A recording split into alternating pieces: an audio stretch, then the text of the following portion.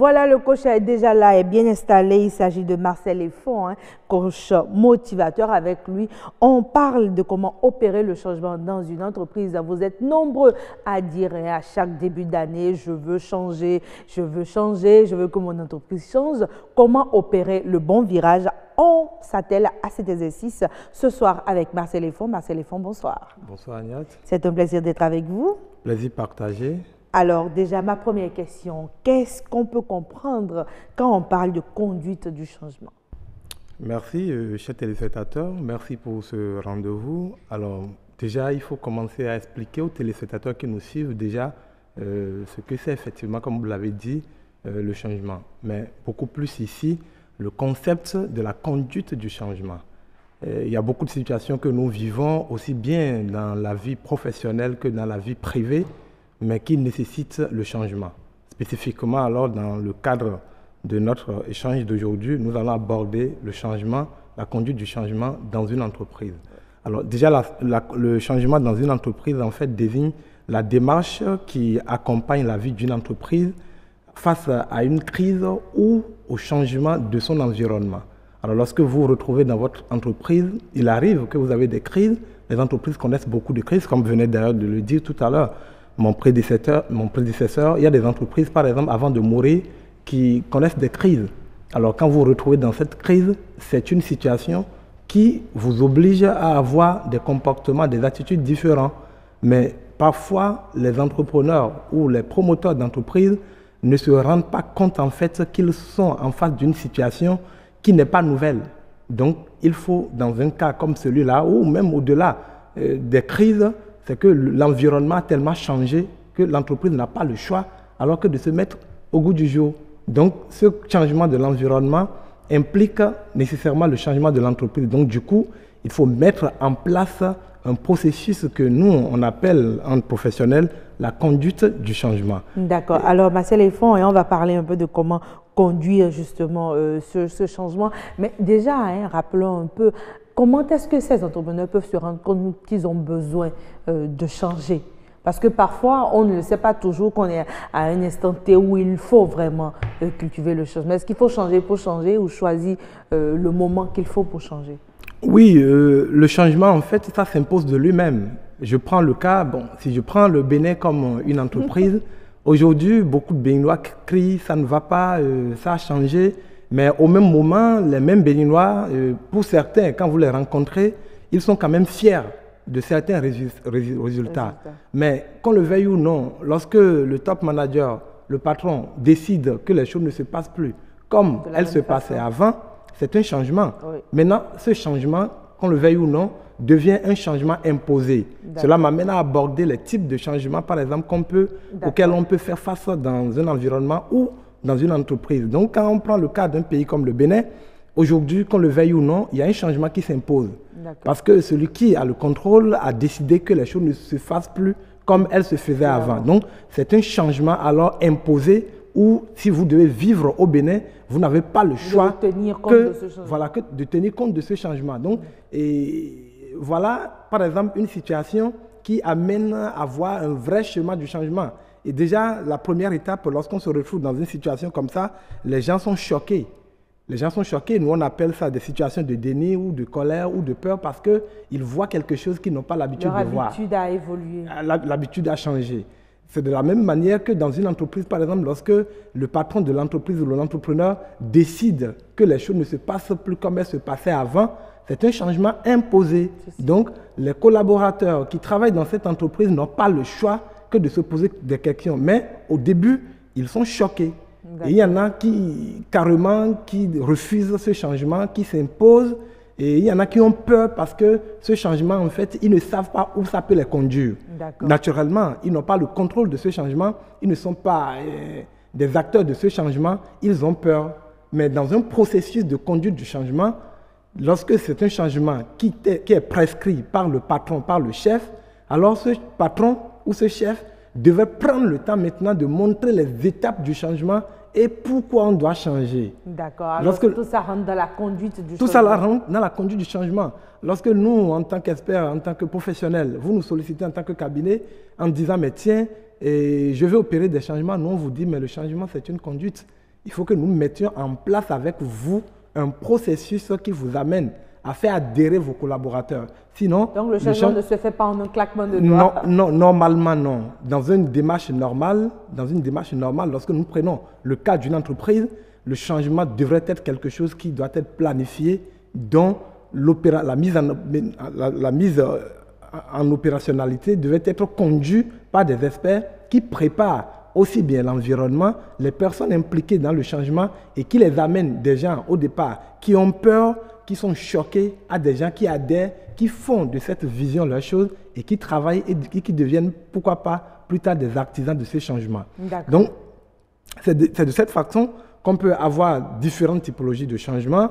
Comme je l'ai dit tout à l'heure, il peut y avoir des changements imposés parce que les gens n'ont pas choisi le changement. Un chef, un patron a vu que la manière dont les choses se passent, si ça continue de se passer comme ça, on risque de ne pas atteindre des objectifs positifs. Donc, il impose le changement. Il y a le deuxième cas où le changement est prescrit. Comme par exemple le cas d'une entreprise, les choses ne vont pas. L'entreprise fait recours à un expert qui dit, mais un cabinet d'audit ou d'experts ou de conseil pour dire, mais tiens, nous, on a des difficultés. Nous sommes dans une situation où nous avons besoin de changer. Mais avant ce changement, on voudrait que vous puissiez faire un diagnostic, que vous puissiez faire des audits pour nous dire dans quel sens on doit conduire ce changement.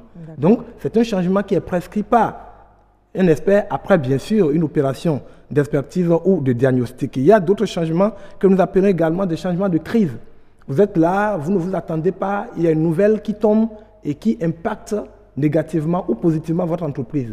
Alors vous n'allez pas rester les bras croisés, laisser l'entreprise mourir ou partir. C'est de la même manière pour un foyer, c'est de la même manière pour un pays, c'est de la même façon également pour un environnement. Donc il y a des informations qui tombent où il y a des situations de fait. Il faut s'adapter. Donc nous on parle de changement de crise. Donc il y a des changements de crise qui s'imposent. Donc votre entreprise est en crise, il y a un nouveau problème, alors il faut rapidement faire recours à des experts qui mettent en place un processus que nous, on appelle la conduite du changement. Et plus tard, le dernier, c'est le changement adaptatif. C'est-à-dire, vous êtes dans un environnement... Il y a un autre changement, le changement adaptatif. Vous êtes dans un environnement, le temps passe, les choses changent. Donc, vous devez prévoir un changement au sein de votre équipe pour que les gens, au fur et à mesure, puissent se mettre au goût du jour et accompagner l'environnement naturellement pour ne pas être dépassé. Donc, voilà autant de typologies de changements qu'on peut avoir qui nécessitent en temps normal, alors qu'on mette en place un dispositif, un processus que nous, on appelle la conduite du changement. D'accord. Alors, Marcel Effon, vous serez d'accord avec nous.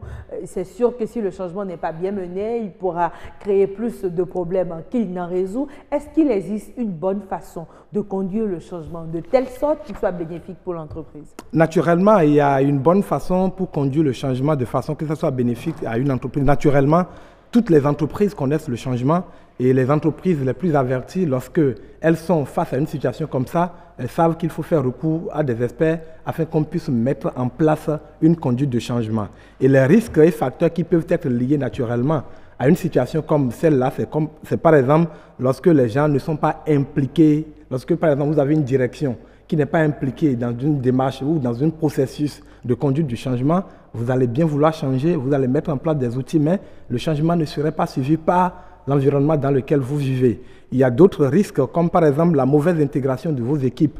Lorsque les équipes sont informées, mais que vous les intégrez mal dans un processus de conduite du changement, vous travaillez dur, mais à la fin, vous n'avez pas les résultats. Il y a les limitations, par exemple, à la formation. Parce que quand on parle de changement, et quand on parle de changement, on parle de formation, on parle d'information. Quand les choses ont changé, il faut donner les nouveaux outils, par exemple, à des gens qui doivent faire face aux nouvelles situations. Donc, cela nécessite des formations, cela nécessite, par exemple, du coaching, cela nécessite des accompagnements pour permettre aux gens d'avoir des outils à la taille des défis auxquels ils sont en face. Et plus tard, il y a de la communication qu'il faut aborder.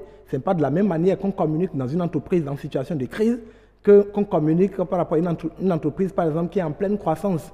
Donc, la communication en situation de crise, aussi bien naturellement, aussi bien à l'interne de votre entreprise qu'à l'externe, doit être une communication très bien étudiée à chaque minute qui passe. Parce que lorsque la crise commence, on a connu des crises, par exemple, ici au Bénin, dont je taire le nom des entreprises, les experts ou les promoteurs de ces entreprises ont été obligés de nous faire recours pour dire, mais tiens, nous sommes en situation de crise, nous voulons savoir, par exemple, qu'est-ce qu'il faut dire aux employés, qu'est-ce qu'il faut dire comme information, par exemple, à ceux qui sont à l'extérieur de l'entreprise, afin de pouvoir contenir la crise et sortir de cette crise en gagnant. Donc, les entreprises qui sont averties savent que lorsqu'elles sont en situation de crise, elles doivent changer, elles doivent mettre en place un processus de conduite du changement. Lorsque l'entreprise est en train de grandir ou l'environnement est en train de changer, elles doivent mettre en place, pourquoi pas, un processus de changement pour éviter les risques qui sont liés à cette situation qui est tout à fait naturelle. Quels sont les risques, justement? Les risques, c'est ceux que je viens de citer. Par exemple, c'est lorsque, par exemple, vous ne savez pas comment implémenter la communication, lorsque vous ne savez pas quoi dire à vos éléments, il peut arriver, par exemple, que des gens se suicident dans une entreprise. Ah, d'accord. Oui, vous imaginez qu'on dit... Ça, c'est un drame. Hein? C'est un drame. Et ça s'est passé dans beaucoup de pays, dans beaucoup de situations où il y a eu des crises. Lorsque les employés ont eu cette information, alors au même moment, il faut que les patrons puissent prendre... C'est comme quand l'entreprise change de main, naturellement. On a peur tout de suite. Mais il y a beaucoup de rumeurs. Il y a beaucoup de rumeurs. La rumeur n'est pas bonne alors en période de changement. Non, la rumeur court toujours. Mais c'est le manager ou les propriétaires des entreprises qui doivent savoir la bonne information à leurs collaborateurs. Mais il y a aussi de bonnes informations qu'on ne peut pas donner aux collaborateurs. Tout cela rentre dans un processus de conduite du changement. Et quand c'est fait, effectivement, le changement est bien maîtrisé. Il y a des crises, des gens meurent, des gens se suicident. Il ne reste qu'à attendre que, mais tiens, dans quelques mois, par exemple, votre poste sera supprimé, alors que ça n'a rien à voir avec ce que l'entreprise traverse. Mais il faut anticiper et rétablir l'information. La communication doit être fluide. On doit parler avec les collaborateurs. Il y a des personnes qu'on doit prendre en charge individuellement afin qu'elles puissent traverser cette situation de crise et les entreprises soient toujours gagnantes et mieux organisées. Donc voilà quelques situations de crise, de risques auxquels on est exposé lorsqu'on se retrouve en situation de changement. Et je pense, sans fausse modestie, que ce qui est le plus difficile pour les gens, c'est de croire que dans une situation comme cela, on ne peut pas donner du temps au temps. Non, le changement veut toujours du temps. Et il faut s'adapter, donner du temps, suivre, faire ce qu'il faut faire. Et après, que ce soit une entreprise, un pays ou une famille, on s'en sort toujours plus grand. Marcel Effon, merci. Avec vous, on a donc appris qu'il ne faut pas changer. Pour changer, une bonne conduite pour le changement est nécessaire pour que ce changement puisse véritablement atteindre ses objectifs.